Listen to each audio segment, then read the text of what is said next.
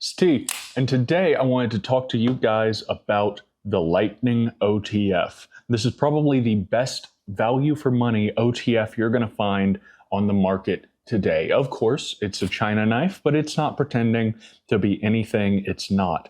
It's only 30 bucks, and for that, you actually get a metal handle, but it is kind of a cheap pot metal. It's got this glossy kind of cheap paint, which led me to think it was plastic at first. Believe it or not, no. The buttons and the handle are metal.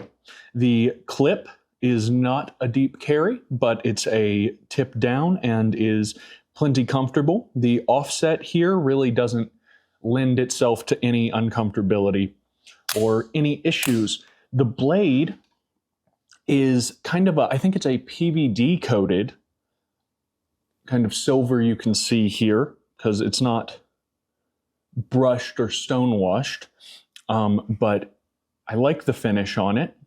I think you see this PVD on some kind of cheaper blades.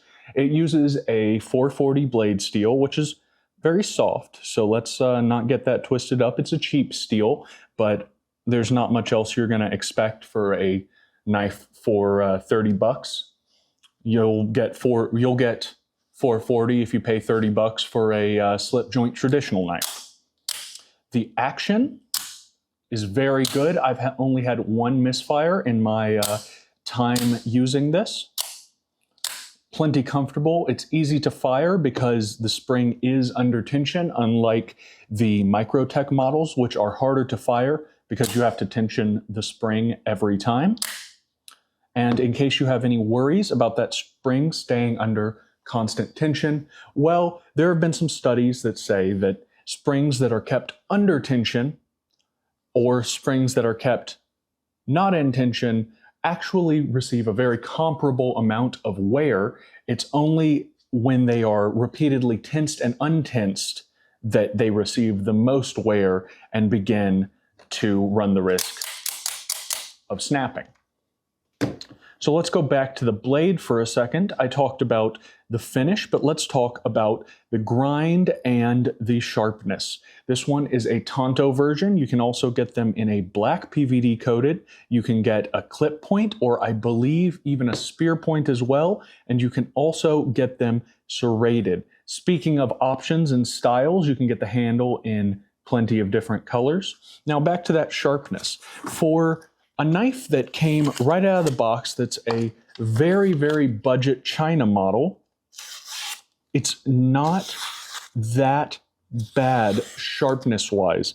I am almost impressed because you'd expect these to have been thrown in a bin, been stamped out, thrown in a bin, and called it a day. But that wasn't what they did, it seems like. It seems they took a little bit of care in sharpening these things up. They're perfect for light EDC tasks, or I carry it around because I don't want to scratch up my Microtech. And I kind of like the looks of this over in AKC. It's got a big, blocky, bold, tactical style. And really, it's what you think when you think OTF knife. So if you want to pick up one of these little beauties or are interested to know more, I'm going to put the stats right there.